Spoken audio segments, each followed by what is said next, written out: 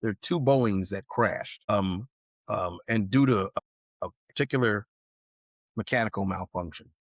They asked the pilot who landed the plane in New York on the ice, saved a lot of his name's Schnellenberger, I believe. Tom Hanks played him. But they asked him when they went over what was wrong with the plane. They asked him, well, because they blamed the pilots, the airline, and they just blamed the Of pilot course. error. They asked him, was there anything that could have been done to avoid that crash? And he looked at them straight up. He said, "No, there's nothing that can be done. The thing had a malfunction that even the autopilot, it took the plane down, and no matter how much the pilot tried to pull up, it was going to take it down. It's going to just keep taking it down. All right, and so you can switch pilots all you want in that situation. The outcomes were going to be the same because they were in a system that was tended to go there. And that's what capitalism is. That's what we're living under. And until we get the notion that we have to change the entire system, we're not going to see a significant change for Black people or working class people or anyone else. And as we're seeing, it even affects white people. It's too bad it had to come to their doorstep before some of them got the message, but it does. And so, we don't say, I told you so. Come on in. Let's do what we can do to make this better for the masses of us. We'll keep the "I told you so" for the group chat, and then we'll let them in and say, no, we didn't say anything about you. But even to your point, how even to this day, I still have Black people in my family who, even when I bring up the things that they were like, oh, well, why didn't Joe Biden legalize marijuana? Why didn't Joe Biden do like X, Y, and Z? And I tell them, these are the same executive orders and stuff that Obama could have done. Or they say, oh, white people would have never let him do that. It's like, well, hold up now.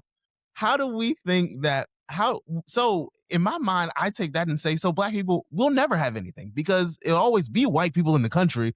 As far as I know, white people as one singular race will always be the majority race in the country. So either we're going to say we're going to make politicians do things for us, or we're going to just say, hey, we'll just take whatever we get.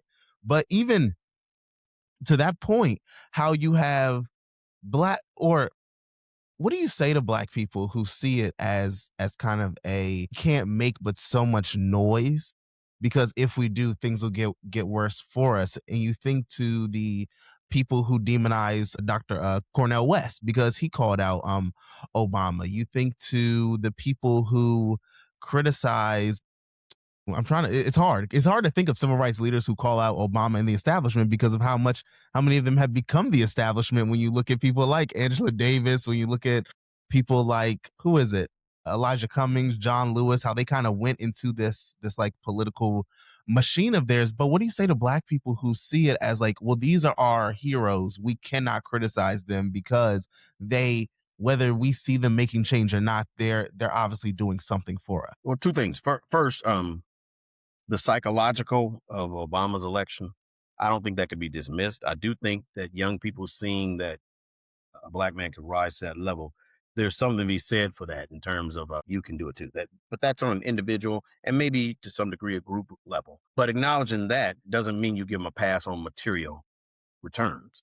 And so I think the thing you say is that the way we measure, and it's kind of back to what we were saying earlier, the way we measure things, we have to have a material analysis of what your return is on your investment. You make an investment. There's only one way you determine whether it's a good investment or not. What was your return?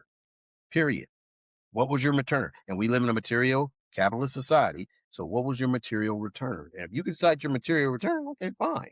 All right. Let's take the Affordable Care Act. A lot of people will cite that when they say, well, what about the Affordable Care Act? And I think the mistake there is that they've conflated health coverage with improved health outcomes. The two are not necessarily interchangeable. Okay. You can have health coverage, but the focus of this system is to manage sickness. They don't want you to die because then you're not going to be able to pay any money anymore. They want you to. So I don't agree with those. They want you to take it. No, they want you to stay alive so you can keep paying them. But what it primarily strengthened was the primary problematic piece of the system, which is the health insurance company.